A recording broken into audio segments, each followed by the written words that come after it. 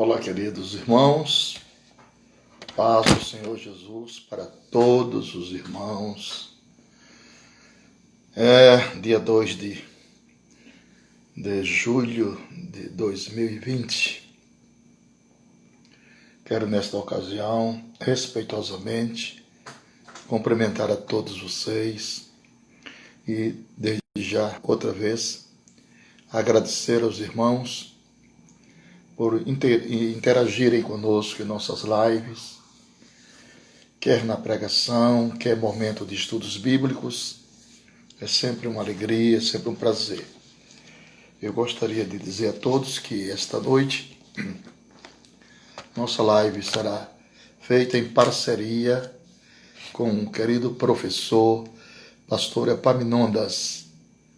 Pastor Epaminondas é o vice-presidente da Assembleia de Deus em Marabá, no estado do Pará, cujo presidente é o pastor Sales Batista. Então daqui a pouco ele estará já entrando. Nós vamos conversarmos com o nosso querido pastor Epaminondas, uma pessoa muito querida, muito amada, a quem nós temos muito respeito e muita consideração por ele. Então os irmãos fiquem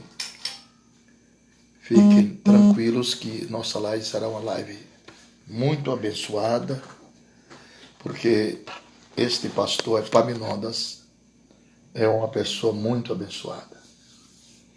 Boa noite para todos vocês, que a paz do Senhor esteja reinando em nossos corações. Pastor Epaminondas Fonseca está falando aqui, o Donizete Ribeiro. Epaminondas Fonseca. Glória a Deus. Vamos já recebendo aqui o nosso pastor. Glória a Deus.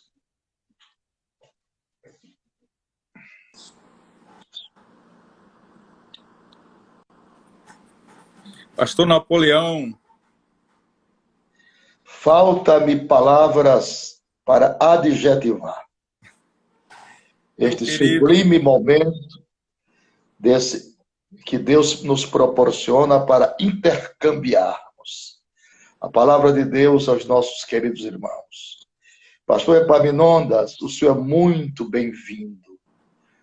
Eu não vi a hora de chegar a este momento para nós estarmos juntos. O senhor está mais jovem, mais formoso, porque a Bíblia diz que um coração alegre aformoseia o rosto. Saudação à sua família, aos seus filhos, à sua querida esposa, e saudação ao nosso querido amigo, nosso querido paizão, pastor Sales Batista e a pastora Raquel Viegas. Seja à vontade, pastor. Pastor Napoleão Falcão, meu querido amigo, posso chamá-lo de pai, né? Eu tenho o privilégio de ser daquela geração que aprendeu dar os primeiros passos na pregação, ouvindo o Senhor, aquelas fitas cassetes lá da década de 80 e de 90. E eu glorifico a Deus por fazer parte da geração que aprendeu com os ortodoxos, com os pentecostais clássicos, com aqueles que pregam a mensagem bíblica, essencialmente cristocêntrica, como o Senhor. Pastor, para mim é um privilégio e uma honra indizível estar aqui com o Senhor. Eu nunca imaginei na vida poder um dia estar numa live com o Senhor, viu? E aqui eu mando o meu abraço à sua família, à irmã Virgínia, e também ao nosso pastor Sales, né? Nosso presidente, pastor Sales Batista. E o tema eu acho de que hoje, o nome né? Eu, pastor Napoleão, não, o tema de hoje... Vamos trocar o nome do pastor Sales hoje. Vai ser João, o apóstolo do amor. O apóstolo do amor. Pastor Ele Napoleão, é muito amorado. Eu não sei se o senhor sabe, mas o pastor Sales Batista, ele tem um livro com o tema da sua ministração hoje, né? Ele escreveu um livro, Suicídio, a dor secreta da alma. tá? Eita, Sales Batista, que não dorme no ponto, não, meu filho. Ele escreveu esse Aquilo ali livro com o pastor Juarez de Oliveira, o senhor conhece também, e é uma obra conheço. enriquecedora. Pois Estamos aqui é, meu para querido irmão. saudade do Olha, senhor, pastor, saudade de ouvi-lo assim, bem de pertinho, né, muito naqueles obrigado. púlpitos incendiados pela palavra. Pastor Epaminondas, na realidade, nós temos hoje contabilizado pelas agências de pesquisas que 1 milhão de pessoas suicidam-se por ano nos 5 continentes. O Brasil detém 10 milhões de pessoas. 10 milhões, 10 mil pessoas que suicidam-se por ano. E 1 milhão no mundo. Então, o suicídio virou uma epidemia, né? Que tem graçado a uma boa parte da humanidade, principalmente de jovens, né? Porque o suicídio é um atentado, né? Contra a própria vida, é o desprazer de saborear a própria vida, né? É desistir da vida, né, Porque pastor? desistir da vida, porque nós não geramos a nossa própria vida, né? A vida é um dom precioso de Deus, conforme está escrito lá no Salmo 139, que ele conhece o nosso corpo informe e a nossa vida é escrita no seu livro, sem que nenhuma delas existissem, né? Então, desistir de viver é atentar para a sua própria vida, é uma atitude que conspira contra a vontade de Deus e atenta contra os interesses daqueles que nos cercam e daqueles que nos amam. Resultado, deixamos um problema para quem fica.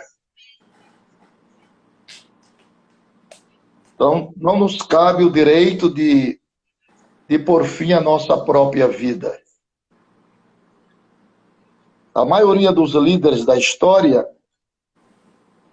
eles pediram a morte, claro, mas não atentaram para morrer. Eles não se suicidaram. Moisés pediu no momento de fraqueza, de tribulações. Elias também pediu momentos de tribulações. Jeremias também pediu. Jó também pediu. Mas eles não atentaram para a sua própria vida. Até então, nenhuma circunstância e nem sentimentos deveria empurrar a pessoa para os corredores sombrios da autodestruição. Nenhuma circunstância. Porque quem não está preparado para viver, também não está preparado para morrer. Exatamente. Né? Exatamente. Não está preparado para morrer. Porque atentar para a sua própria vida é querer desfazer do projeto de Deus. Eu vim para que tenham vida e a tenham em abundância. Né? Claro que o meu tio foi um grande poeta daqui do Nordeste, Dr. Américo Falcão. Ele faz um sonetozinho que diz assim: na vida é tão negra a sorte, cheia de tantos abrolhos, que quando a criança nasce já traz o pranto nos olhos. E se não chorar, ponha para chorar. Agora, eu acho o suicídio, além de uma grande fraqueza, impulsionada pela mente, por demônios, eu acho uma grande covardia contra o Criador, que é o doador da própria vida, né? Claro que os problemas do homem estão centrados na alma. A alma é a sede singular das nossas motivações. Por isso que Jesus, nos seus 3 anos de ministério, ele possuiu 3 motivações. As motivações que levaram ele à obediência, as motivações que levaram ele à humildade e à submissão a Deus. Então, você trabalhando dentro dessas motivações, tendo Jesus como paradigma, você pode enfrentar todas as adversidades sem precisar atentar contra a sua própria vida. Humildade, submissão e obediência a Deus. Assim sendo, o suicídio é um atentado contra o próprio instinto de autopreservação. Contra o próprio instinto de autopreservação. E esses ditames são impulsionados pela alma. Por isso que quando você sara a alma do homem, o ganhador de alma sábio é, o Espírito vitaliza a sua comunhão com Deus. Agora, a alma, ela tem designações, né?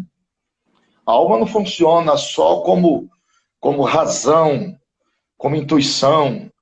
A alma, ela também ela é designada como pessoas, ela é designada como função biológica, ela é designada como sentimento e ela é designada como parte imortal do homem. Nós temos a alma como pessoas, quer dizer, eu e o Senhor somos 2 pessoas. Isso aí está referendado por Romanos capítulo 13. Toda alma seja sujeita às potestades, quer dizer, todas as pessoas. Temos a alma como função biológica. Se você ler Levítico 17:11, diz que a alma da carne está no sangue. Então, ali biologicamente falando, extinguiu-se o sangue, cessou a patologia da vida, né? Física. Temos a alma como sentimentos também da pessoa, né? Uhum. Jesus tinha uma alma. Uhum. Ele mesmo disse, minha alma está cheia de tristeza até a morte. E depois temos a alma, uma última designação, que é a alma como parte imortal do homem. Quando o Senhor Jesus disse, não tem mais o que mata o corpo e não pode matar a alma. Então, tirar a vida, violentar a vida, suicidar, é uma violência fatal contra si, para fim a uma dor maior do que a vontade de viver. Maior do que a vontade de viver. Um dos maiores predicativos da nossa existência é a vontade de viver, a felicidade por viver. Exato. A gratidão por viver, a gratidão por viver. Né? E não tem coisa melhor do que você viver na presença de Deus e através da sua vivência com Deus, Deus lhe conceder, lhe facultar longevidade e longevidade saudável. Você já pensou você viver como eu, 71 anos, com sanidade física perfeita, sanidade mental perfeita, né? E sanidade emocional perfeita? Eu devo muito agradecer a Deus por isso, né? As pessoas com 30, 40 anos já não gozam tanta saúde assim, né? Então, isso é um patrimônio que você não tem vocabulário para agradecer a Deus pelo dom da vida. Como é bom viver e viver com Jesus, viver desfrutando dessa agradável presença, viver desfrutando dessa eterna companhia, viver desfrutando dos predicativos verbais da palavra de Deus. É interessante que para todos os problemas da vida, há uma solução bíblica. A palavra de Deus é uma farmácia ambulante. A farmácia de Deus é um laboratório ambulante. A farmácia de Deus é um hospital ambulante. E trata todas as enfermidades. Todas as enfermidades, todos os problemas, não só somático, mas psíquico também. Então, a Bíblia ela tem uma resposta para tudo. Por exemplo, o Salmo 23, versículo 4, diz assim, ainda que eu andasse pelo vale da sombra da morte, olha aí, tu já pensou? Não temeria mal algum, aí vem a confiança, porque tu estás comigo. Então, lê a palavra e aplicá-la direcionalmente para o seu coração, para as suas emoções, enxertando na fé essa vivência, lançando sobre ele toda a vossa ansiedade. Ele tem cuidado. E o verbo está no presente do indicativo. Não diz que ele terá cuidado. Ele tem cuidado de vós. A Jesus, olhai para os passarinhos, não semeiam, não cegam, Deus cuida. Olhai para os lírios dos campos, nem Salomão se vestiu como eles. Então não é a vida maior do que o alimento, não é a vida melhor do que o sustento. Então, Deus é incrível, é impressionante como Deus sabe cuidar do seu povo. Daqueles que nele esperam, daqueles que nele confiam. Pode vir pandemia, epidemia, o que vier. Glória. Deus tem um colo espiritual para colocar seu povo, para afagá-lo, para orientá-los, viu? E para edificá-los com a assonância de sua voz através da palavra. Então, eu não vejo motivo nenhum, claro, para uma pessoa dar cabo da sua própria vida. Você enxerga assim também, né, pastor Epaminondas? Sim, pastor Napoleão. Pastor, nós estamos vivendo, talvez, como dizem os especialistas, o século da depressão, o século das doenças da alma, não é, pastor? E o que dizer, pastor Napoleão, daqueles que deveriam cuidar da alma de outros, né, que resolvem tirar as suas vidas? Ultimamente nós ficamos assustados com o índice de pastores que tiraram suas próprias vidas. Só para nós termos uma ideia de estatística, a cada 40 segundos, diz a OMS que uma pessoa tira a sua vida. No ano passado, 6 pastores tiraram a sua vida entre novembro e janeiro. E aí, pastor Napoleão, o senhor é uma referência para todos nós, jovens pastores. O senhor tem mais de 52 anos só de ministério. E eu tenho plena convicção de que o senhor tem uma palavra para todos nós, jovens pastores, sobretudo, repito, nesse século, né, que chamam de século da ansiedade. As pessoas vivem ansiosas, as pessoas não procuram celebrar a vida, as pessoas não procuram enfrentar os problemas com a esperança, a convicção de que Cristo, ele é a solução para todos os problemas. Não é verdade, meu pastor? E eu vejo assim como o senhor está exprimindo aí. Porque o suicídio, pastor Epaminondas, não é nada mais, nada menos do que um naufrágio da esperança, um naufrágio da falência dos seus sonhos, um naufrágio que desemboca no fim de uma linha, sem nenhuma atenuância, e o chamado também fundo do poço. Então, o suicídio descarrilha nisso tudo aí que eu estou falando. É o desespero de não enxergar uma luz no final do túnel. Agora, o que é que nós precisamos, além da palavra, para evitar uma boa parte da ação suicida? A igreja mesmo, organizar grupos de conselheiros. Porque as pessoas têm que entender, têm que compreender que Deus não opera na igreja só como pai, Deus opera também como mãe. Porque a gente só vê a natureza paterna de Deus, não vê a natureza materna. Deus tem natureza maternal. Ele usa o profeta Isaías e disse, olha, pode uma mãe se esquecer do seu filho a que amamenta. Eu não me esquecerei de ti. A primeira vez que ele manifestou-se a Abraão, ele disse, o meu nome é Jeová Jireh. Quer dizer, eu sou a tua provisão. Passou um espaço de tempo e ele voltou a manifestar-se a Abraão. Aí manifestou-se com outro nome. Eu sou Jeová El Shaddai. O Todo-Poderoso. É o do Chad. No hebraico, Chad é seios que amamentam. Então, Deus é uma mãe também para as pessoas. Ele tem uma ternura de mãe, uma energia de pai e uma ternura de mãe.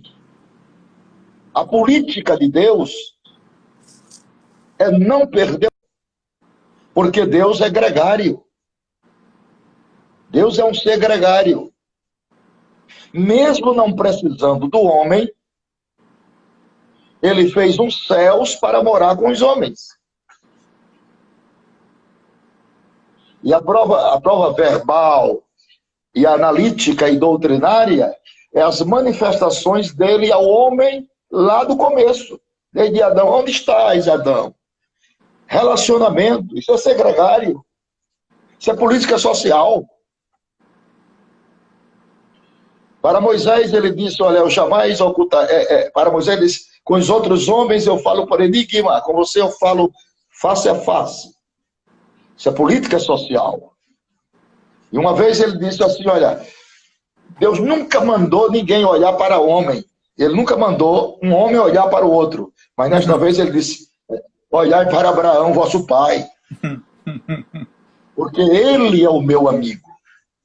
Então Deus gosta dessa reciprocidade.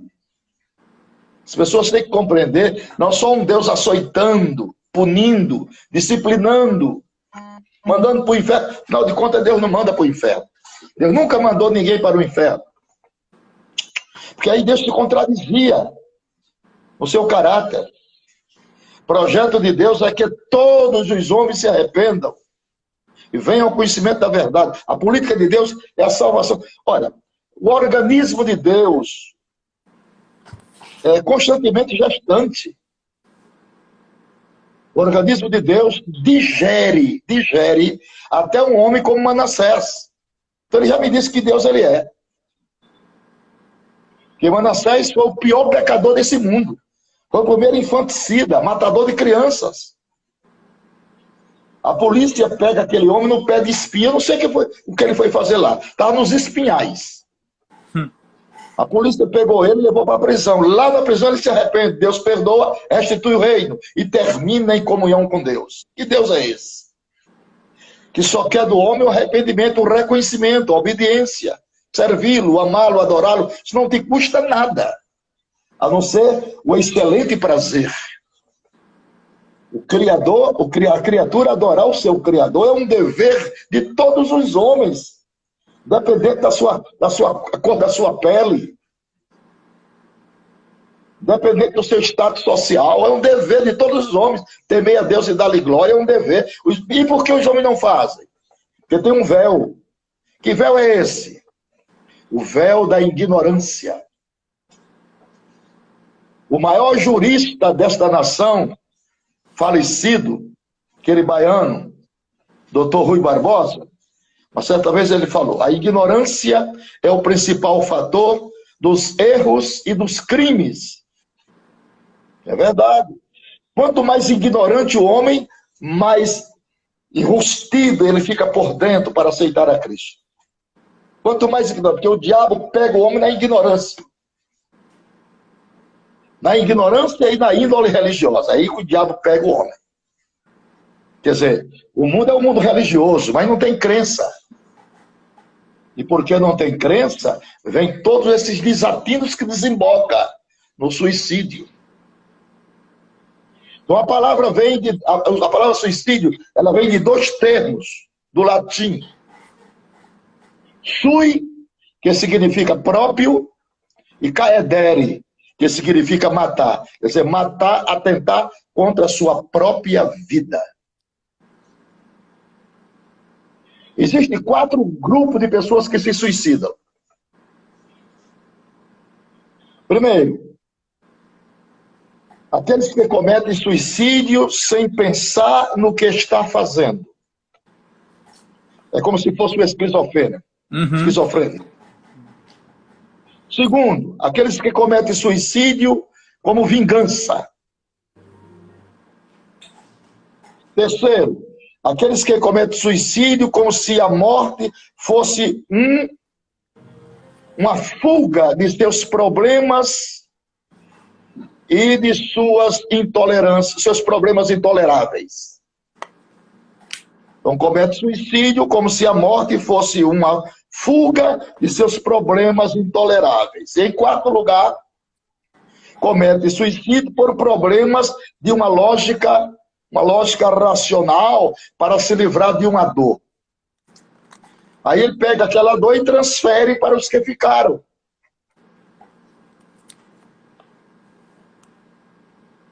Então, a cada 17 minutos nos Estados Unidos, é o que eu li, alguém comete suicídio. Um país com 350 milhões de pessoas. Então, o suicídio é conhecido desde os primórdios da humanidade. O imperador Nero se suicidou quando foi deposto do Senado romano. No século I, o apóstolo Paulo estabeleceu princípios contrários ao suicídio. E nós vamos ver esses princípios, pastor Epaminondas. Agora, o que foi Amém. que Paulo estabeleceu? Vamos abrir a Bíblia em Atos, capítulo 16. Versículos, por gentileza, o senhor leia. 27 e 28. Atos 16, 27 e 28. O carcereiro despertou do sono e, vendo abertas as portas do cárcere, puxando da espada, ia suicidar-se, supondo que os presos tivessem fugido. Mas Paulo bradou em alta voz: não te faças nenhum mal, que todos aqui estamos. Amém. Então, no século I, São Paulo estabelece princípios contrários ao suicídio. Então, não existem momentos cabíveis na vida para você se expressar matando a você próprio. Não existem momentos cabíveis. Não existem momentos cabíveis. Você pode, se você é uma pessoa esclarecida, tem temor a Deus, consulta a palavra, tem uma vida de comunhão com Deus, você não encontra nenhum motivo cabível para isso. Mesmo nas adversidades circunstanciais da vida. Para todo problema, há uma saída em Deus. Sim, verdade. Vamos ver ainda Romanos capítulo 14, versos 7 e 8. Romanos 14, 7 e 8. Será que o pastor Salles está nos acompanhando? Eu estou tentando olhar, ver se ele está aqui. Ver se ele concorda. Ele ou a pastora Raquel. Sim. Deus abençoe o casal. Amém. Nossos queridos pastores. É verdade. Romanos 14, 7 e 8. Porque nenhum de nós vive para si mesmo, nem morre para si. Porque se vivemos, para o Senhor vivemos. Se morremos, para o Senhor morremos. Quer pois vivamos ou morramos, somos do Senhor. Amém. Quem não está preparado para viver, também não está preparado para morrer. Com toda certeza. Porque a preparação é aqui. Após a morte, segue-se o juízo. Então, tem que haver um milímetro, um segundo de sensatez. Um segundo de sensatez. Olha, uma certa vez, o senhor fez uma pergunta a Jó. Uma pergunta biológica. Ele disse: Jó, quem colocou ossos no ventre da grávida?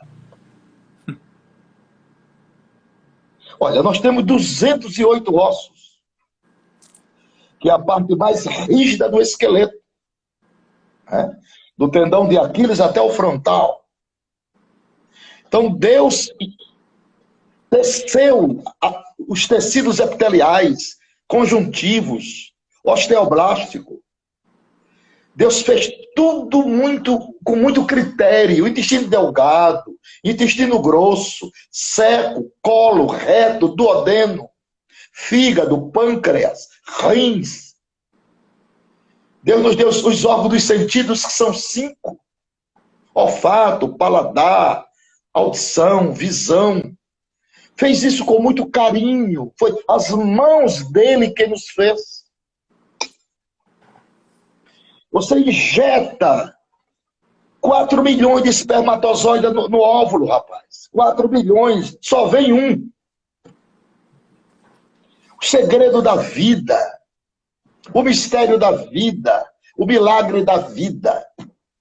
Como você pode ficar 9 meses no ventre, alimentando pelo um cordão umbilical, um líquido?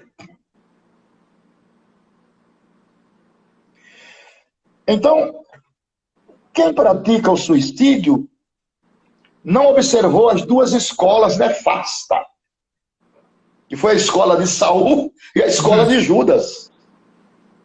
2 nefastas escolas, que para nós não é paradigma de nada, a não ser temos aquilo como uma lembrança histórica para jamais adentrarmos por estas portas. Exemplos negras, a não ser seguidos, né, pastor?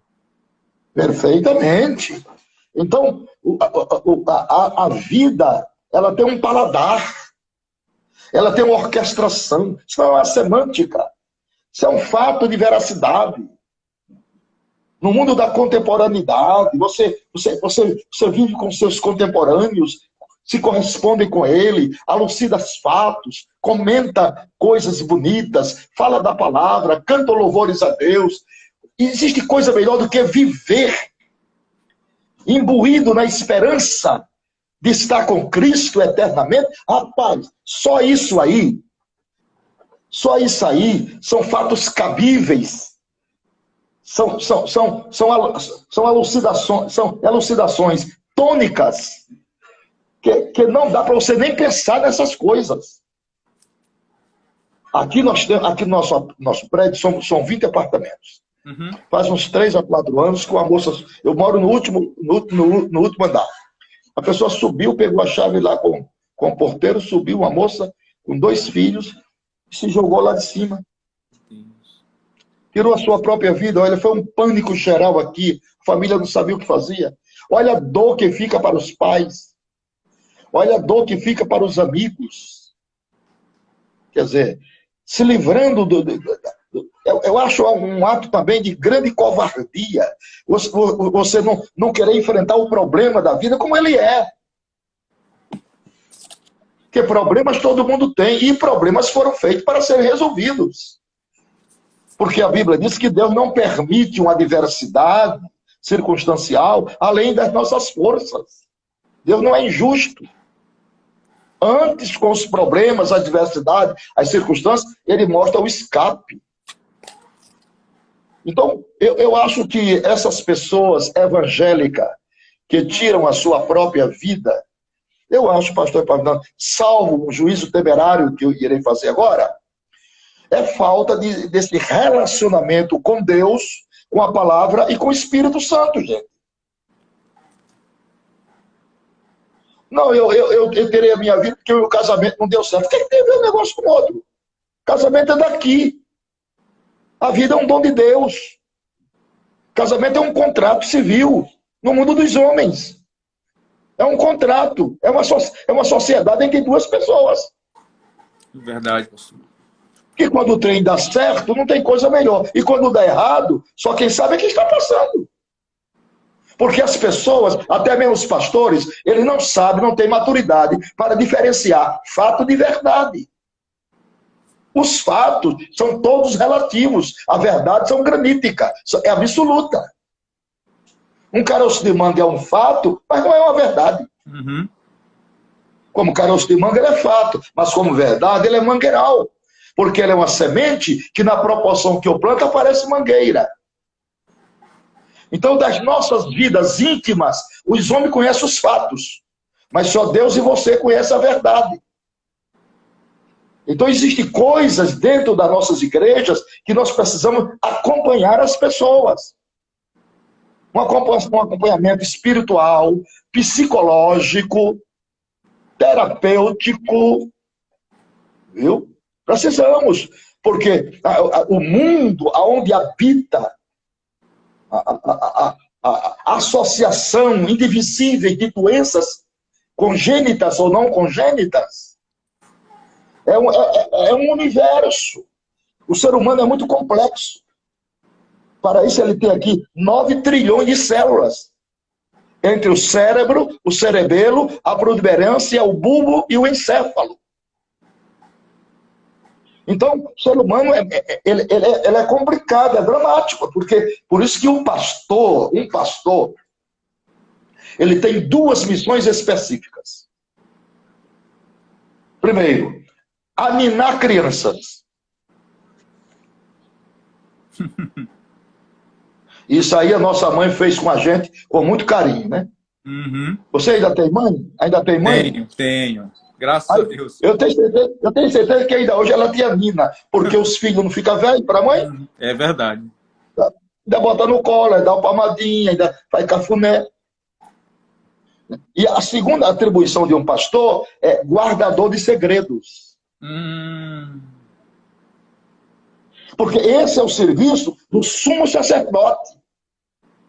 Degolar o boi, tirar a tripa, o redenho, o fígado e fazer expiação com sangue. Que serviço é esse? Cruento. Que serviço é esse? Mal cheiroso. Esse é o serviço que às vezes aparece na plataforma do ministério. Então ser pastor não é pregar bem, ser pastor não é ser eloquente, ser pastor é animar a criança e guardar segredos. Meu Deus. Como é que você é um pastor e não guarda segredos? Não pode, irmão. Não pode. Não pode. Não pode. Pastor é um túmulo. O que ele ouve, guarda e leva para a eternidade. Porque tem muitas pessoas, pastor Paulo, morrendo sem ter um confidente. Sem ter um confidente. Uma certa vez, em determinado lugar, eu disse para um amigo, disse, vamos tratar desses casos aqui, pastor, vamos fazer umas quarta-feira aqui, a gente bota o gabinete cheio do meu aqui, a gente vai tratar, ouvir as pessoas, ouvir. Tá certo, coisa boa. Há muita gente com problema. O rapaz fez uma fila de gente, era o Hospital da Alma.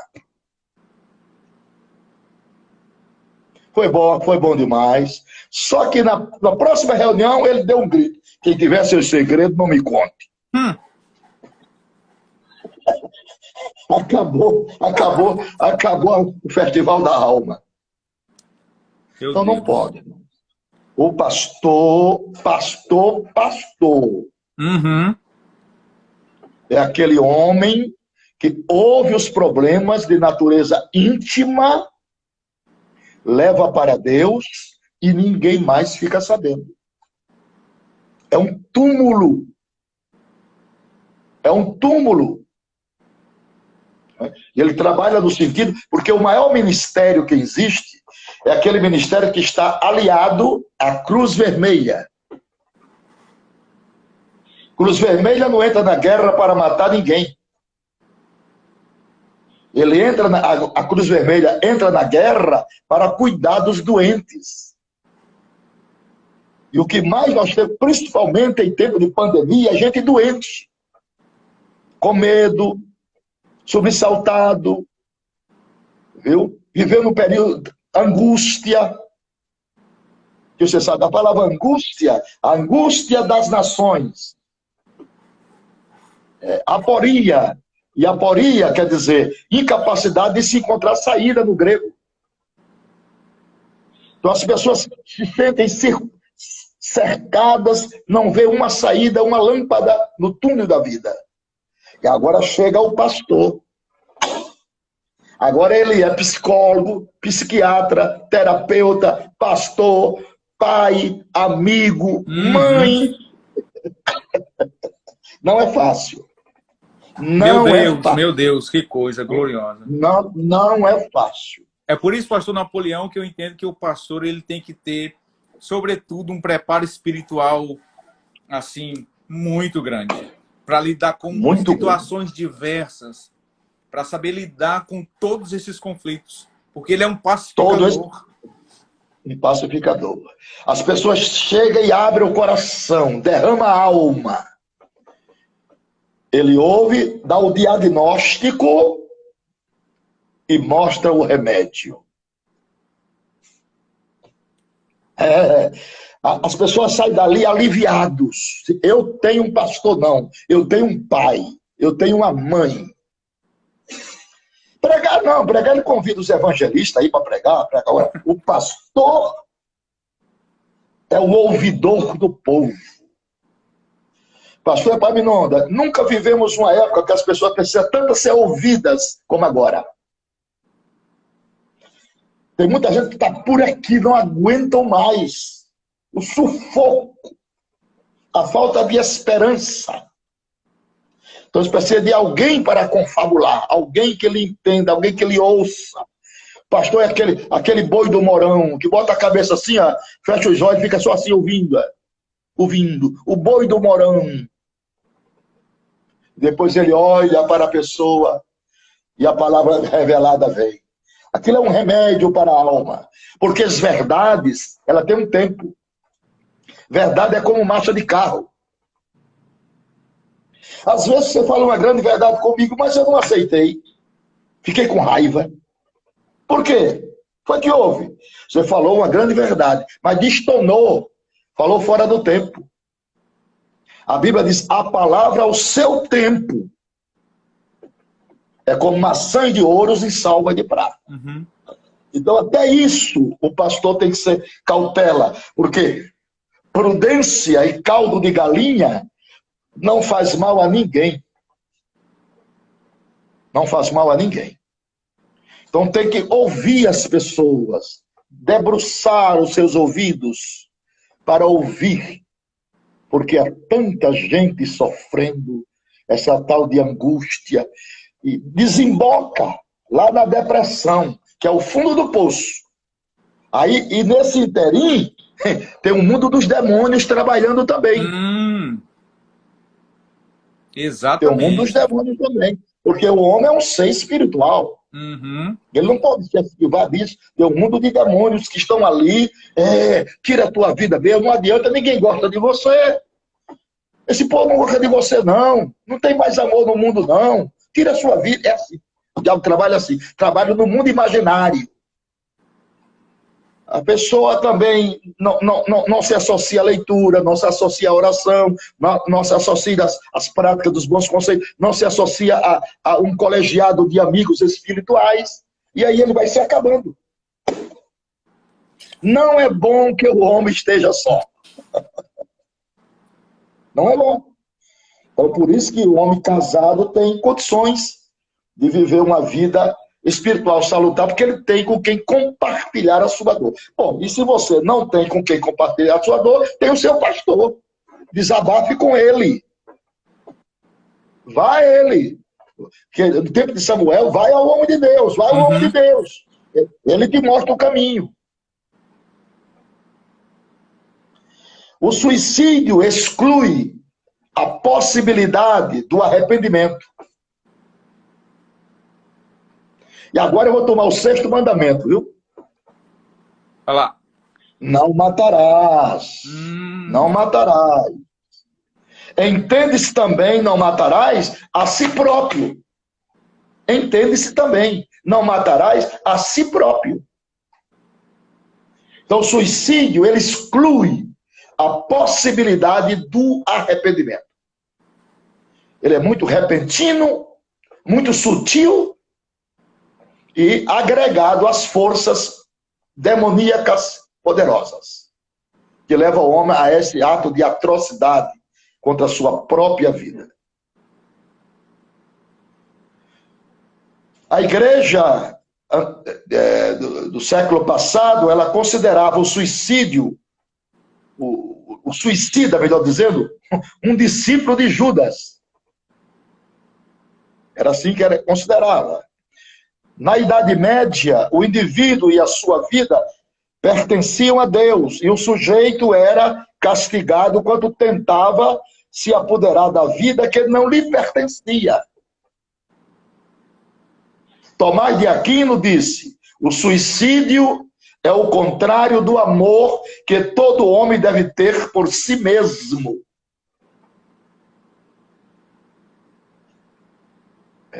Quem atenta contra o templo do Espírito Santo, atenta contra Deus.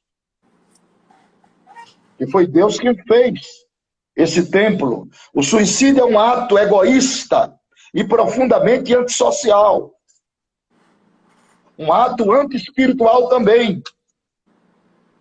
O suicídio foi estimulado em algumas culturas. Muitos ainda hoje o enaltecem como um ato heróico. Olha o que o diabo faz. Trabalha na mente do mundo imaginário. Faça isso, porque se você se matar, você vai para um paraíso, lá tem 70 virgens lhe esperando. Vá para lá. Lá é um encanto, é um paraíso, é uma coisa linda. As moças mais lindas estão lhe esperando lá. Você vê como é que o diabo trabalha numa filosofia até barata. O suicídio é uma prática equivocada acerca da natureza da vida, da morte, do tempo e da eternidade. O sepulcro frio não é o nosso destino final. Nossa existência não se finda com a morte. Saltar no poço sombrio do suicídio pode ser uma viagem sem retorno, rumo ao tormento infinitamente maior que aquele que o gerou, não em direção ao alívio, nem mesmo ao desconhecido. Depois da morte, vem o juízo.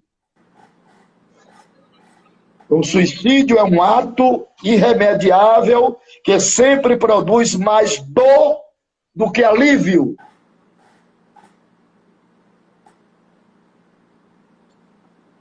Então, meus amados irmãos e amigos, nós temos esta noite a dizer-lhes o seguinte: para qualquer problema há uma saída em Deus.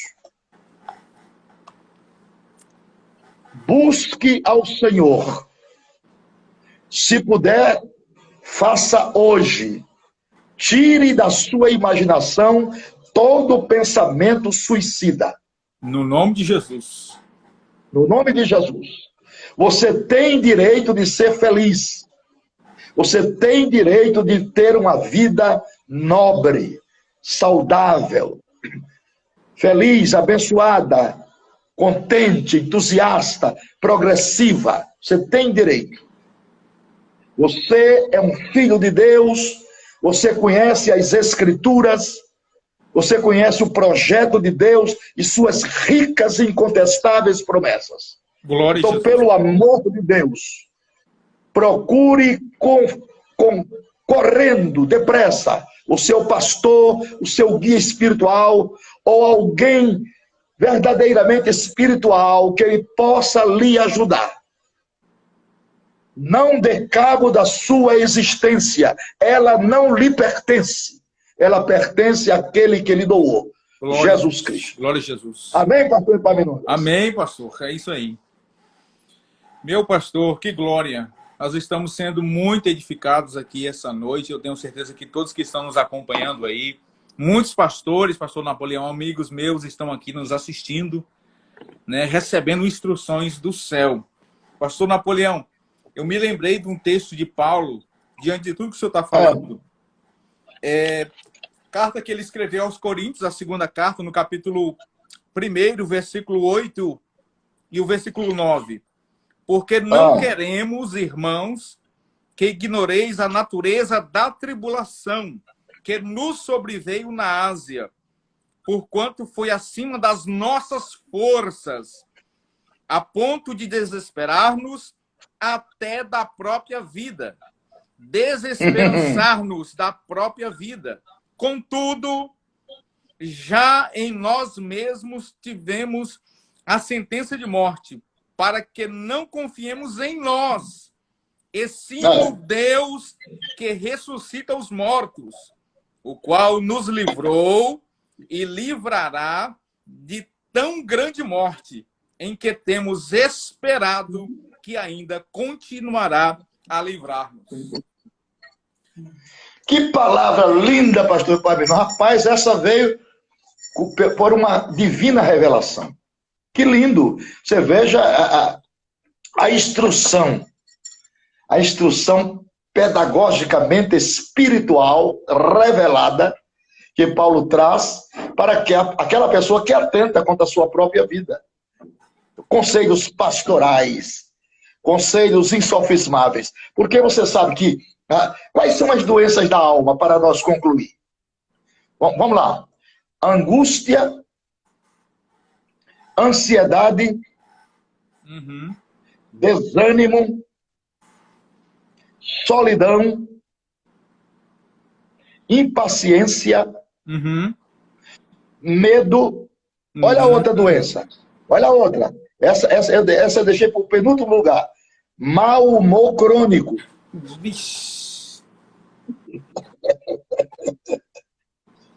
Você sabe que os ossos são a parte mais rígida do esqueleto. Uhum. A Bíblia diz, o mau humor apodrece até os ossos. Meu Deus. Mau humor crônico, aí desemboca. Aí aonde desemboca? A angústia, a ansiedade, o desânimo, a solidão, o mau humor crônico, a impaciência e o medo. Aonde desemboca? Na solidão. Aliás, na depressão. E aonde depressão desemboca? No suicídio. É um abismo chamando o outro abismo. Salmo 42. Um abismo chamando o outro abismo. Existem mais pessoas hoje internadas por doenças da alma do que por problemas físicos. Meu Deus. 70% dos evangélicos procura psicólogo, psiquiatras, viu? E tem outro psíquico, psiquiatra, psicólogo e psicanalista? Tem outro, psicanalista. 70% das pessoas tomam remédio para dormir. Meu Deus. Então a ansiedade, ela é um sentimento de insegurança, podendo se tornar em desespero, em angústia e em inquietação. Qual é o remédio? Como é que eu posso controlar isso? Salmo 23, verso 4, Salmo 37, verso 5 a 7, 1 Pedro, capítulo 5, verso 7, Filipenses, capítulo 4, verso 6. Aqui está a farmácia, o remédio, para você jamais atentar contra a sua vida. Pastor Napoleão. Então, a angústia... Oi. O mau humor não é o problema é um mau humor crônico, não é isso, pastor? O mau humor não é o problema, o problema é o crônico. Né? Claro, todos nós temos um momento que só Deus sabe, né? Você vai para o culto, ainda bem que quando termina o culto você está aliviado, né? A gente tem essa vantagem. Você vai ver com tanto problema, né, do mundo contemporâneo, mas quando termina o culto aí, Deus falou pelo louvor, pela palavra, Então, amada, ser crente é muito bom, rapaz. Nós temos muitas coisas que nos são favoráveis. As riquezas do mundo espiritual. Né?